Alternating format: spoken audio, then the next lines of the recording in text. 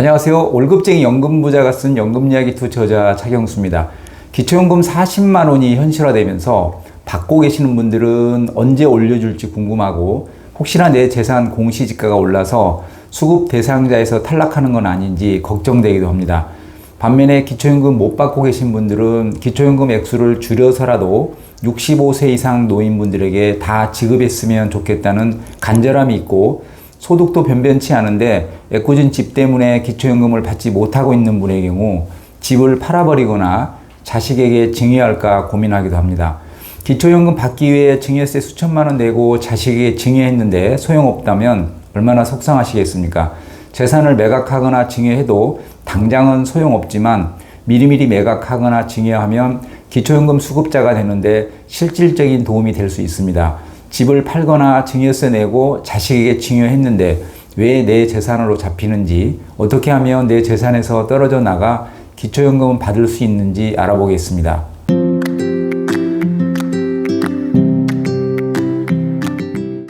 (65세) 이상 소득 하위 70% 가구에 지급하는 기초연금을 단계적으로 40만 원으로 인상한다는 계획이 발표되면서 못 받고 계신 분들의 불만이 커지고 있습니다. 소득이라고 해봐야 국민연금 100만 원 정도 받고 있는데 가지고 있는 아파트 가격이 많이 올라서 수급 대상자에 들지 못한 경우 평생 살아온 아파트가 왼수처럼 느껴지기도 하실 겁니다. 기초연금 수급자가 되려면 소득 인정액이 커트라인 안에 들어야 합니다. 소득 인정액이란 소득과 재산을 따져서 산정하는데, 산정 방법을 설명한 영상은 이 영상 맨 뒤에 올려놓겠습니다. 결론만 말씀드리면 단독 가구 기준 월 180만 원, 부부 가구 기준으로 월 288만 원 이하라면 기초연금을 받을 수 있습니다. 내가 받는 국민연금이나 내 소유의 아파트와 은행 예금 등을 모두 소득으로 환산해서 부부 가구 기준 월 288만 원을 넘으면 탈락하는 것입니다. 소득이 변변치 않아도 내 소유의 집이 있으면 아무래도 좀 불리합니다. 그래서 탈락하는 사람들도 있고요. 그래서 집을 자식에게 증여해버릴까 고민하시는 분도 계십니다. 기초연금이 40만 원으로 인상되면 부부 가구 기준 매월 64만 원까지 받을 수 있는데, 내 집 때문에 못 받는다고 하니까 어차피 나 죽으면 자식에게 상속할 집인데 미리 증여해버리자, 이런 고민이 들겠죠. 그러나 집을 매각하거나 자식에게 증여해도 당장은 소용없습니다. 예를 들어서 시가 표준 5억짜리 아파트를 합법적으로 자식에게 증여해도 당장은 5억이 그대로 내 재산으로 잡힙니다. 증여세 내고 명의도 아들 명의인데 여전히 내 재산으로 잡힙니다. 잘못하면 수천만 원 증여세만 날리고 기초연금은 못 받을 수 있습니다. 증여세 다 냈고 내 재산도 아닌데 왜 내 재산으로 잡힐까요? 기초연금 수급자가 되기 위해 재산을 빼돌리는 걸 막기 위해서 2011년 7월 이후부터는 남에게 매각하거나 증여한 재산도 당장은 내 재산에서 떨어져 나가지 않도록 했습니다. 예를 들어 시가 표준 5억짜리 아파트를 8천만 원 증여세까지 내고 자식에게 증여했다고 해서 당장 내 재산에서 5억이 떨어져 나가는 건 아니라는 겁니다. 그러니까 5억짜리 증여해서 실제 받은 돈이 없더라도 일단 내 재산으로 5억은 잡힙니다. 이 재산을 기타 증여 재산이라고 합니다. 내 것도 아닌데 영원히 내 재산으로 잡혀서 평생 기초연금을 못 받는다는 거냐? 그건 아니고요. 매각했던 증여를 했던 5억 중에서 본인이 소비한 금액 같은 건 빼줍니다. 뭘 얼마나 빼주는지 알아보겠습니다. 기타 증여 재산은 증여한 재산 액수에서 타 재산 증가분과 본인 소비 금액 그리고 자연적 소비 금액을 뺀 나머지 금액이 내 기타 증여 재산으로 잡힙니다. 이게 무슨 말이냐면, 일단 시가 표준의 5억짜리 아파트를 자식에게 증여했다면 5억은 내 자산으로 잡히지만 내가 쓴 돈이니까 생활비 명목의 돈은 빼준다는 겁니다. 빼주는 금액은 많지는 않지만 소비할 때마다 계속 빼주기 때문에 내 재산으로 잡히는 금액은 점점 줄어듭니다. 이렇게 빼주는 항목은 총 3가지입니다.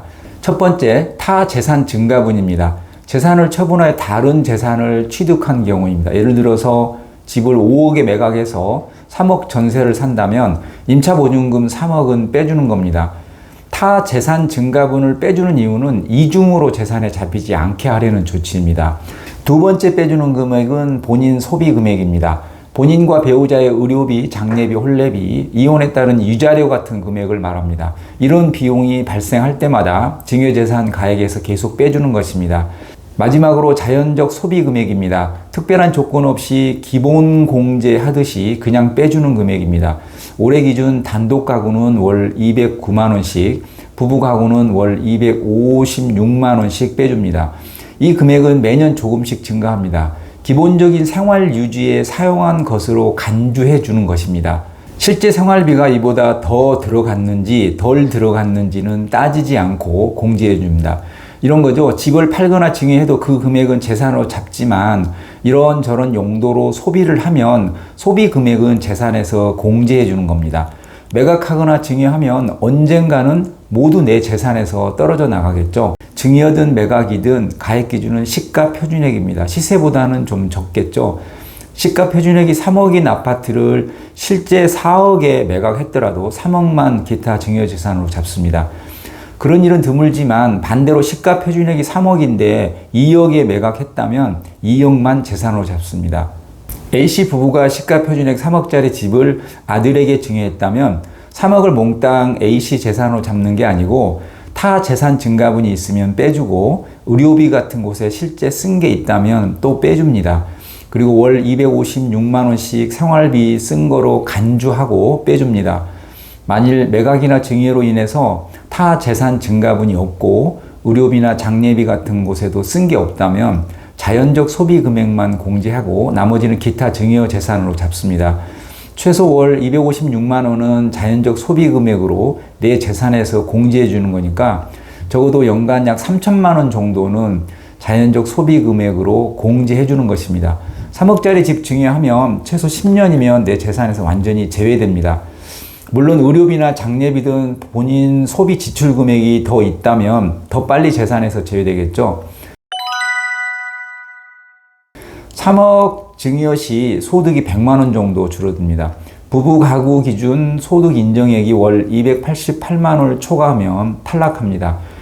A 부부 가구의 소득 인정액이 월 300만 원이라면 탈락하겠죠. 그런데 이 부부의 재산이 5억인데 이 중에서 3억짜리 아파트를 증여했다면 내 재산에서 완전히 제외되면 소득 인정액이 월 약 100만 원이 줄어듭니다. 소득 인정액이 월 300만 원 이하라면 탈락하는데 3억짜리 재산이 떨어져 나가면 소득 인정액이 월 200만 원으로 줄어들어서 수급 대상자가 됩니다. 하지만 소득 인정액이 400만 원이라면 3억짜리 아파트 증여해서 내 재산에서 떨어져 나간다고 해도 소득이 100만 원만 줄기 때문에 여전히 소득 인정액이 300만 원이 됩니다. 월 288만 원을 초과하기 때문에 수급 대상자가 될 수 없습니다. 본인의 사정을 따져보고 매각이나 증여 결정을 해야 합니다. 시가 표준액 3억짜리 집을 증여할 경우에 당장은 3억 그대로 내 재산에 잡히지만 최소한 매년 3천만 원 정도는 내 재산에서 공제되니까 미리미리 증여한다면 기초연금 수급 대상이 되는 데는 도움이 분명히 됩니다. 예를 들어서 60세 미리 3억짜리 재산을 증여했다면 65세가 되면 최소 1억 5천만 원 정도는 내 재산에서 떨어져 나가는 것입니다. 최소한 70세가 되면 3억이 완전히 떨어져 나가겠죠. 이렇게 재산을 증여했을 경우 리스크는 뭐가 있을까요? 예를 들어서 재산을 증여하지 않으면 수급 대상자가 될 수 없는데 증여하면 월 40만 원씩 죽을 때까지 기초연금을 받을 수 있다면 증여하는 게 도움이 되겠죠. 이 외에도 재산을 처분하면 건보료도 줄어들고 이런 변수들도 고려하면 큰 도움이 될 수도 있습니다. 그러나 증여를 해도 수급 대상자가 될 수 없다거나 수급 대상자가 되더라도 아주 오랜 기간이 지난 후에야 된다면 오히려 손해볼 수도 있습니다. 증여세 수천만 원 내고 증여했는데 수급 대상자 되려면 20년이나 걸린다면 실익이 별로 없겠죠. 재산을 처분하면 건보료 줄어들고 기초연금 받아서 좋지만 처분하고 어디서 살 것이며 재산을 증여받은 자식이 배신할 수도 있고 증여 후에 조기 사망해서 그동안 받은 기초연금보다 증여세가 훨씬 많을 수도 있습니다. 그런 일은 없겠지만 월 40만 원 받기 위해서 전 재산 다 증여해버리고 자식에게 버림받는다면 잘못된 선택이겠죠. 기초연금 문제가 아니라도 나는 어차피 자식에게 꼭 증여할 계획이 있었고 증여 후 내 거주 문제도 문제가 없고 증여할 경우 건보료나 기초연금에서 득이 크다면 증여하는 것도 고민해 보시기 바랍니다. 어차피 증여할 거라면 일찍 증여하는 게 기초연금 받는 데는 유리합니다. 기초연금을 언제 인상해 줄지, 65세 이상 노인분들에게 다 주는 건지, 국민연금 때문에 기초연금 감액되는 문제 폐지되는 건지 뭐 하나 확정되는 게 없습니다. 정부에서 너무 희망 고문을 하고 있지 않나 생각합니다. 40만 원 인상도 금방 해줄 것처럼 했다가 단계적 인상 계획으로 바뀌었고, 65세 이상 노인에게 다 주는 문제는 여러 유튜버들만 외칠 뿐 정부의 가시적인 움직임은 아직 없는 것 같습니다. 더 이상 희망 고문하지 말고 먼 미래를 보고 올바른 방향으로 연금 개혁을 했으면 하는 바람입니다. 기초연금 수급자가 되려면 어떤 조건이어야 하는지, 수급 대상자가 되었다면 실제 받는 금액은 어떻게 산정하는지는 위에 링크 걸린 영상을 보시기 바랍니다. 은퇴 후 삶이 행복한 나라를 위해 좋은 정보 많이 공유하겠습니다. 구독과 알람 설정 부탁드립니다. 지금까지 연금 이야기였습니다. 감사합니다.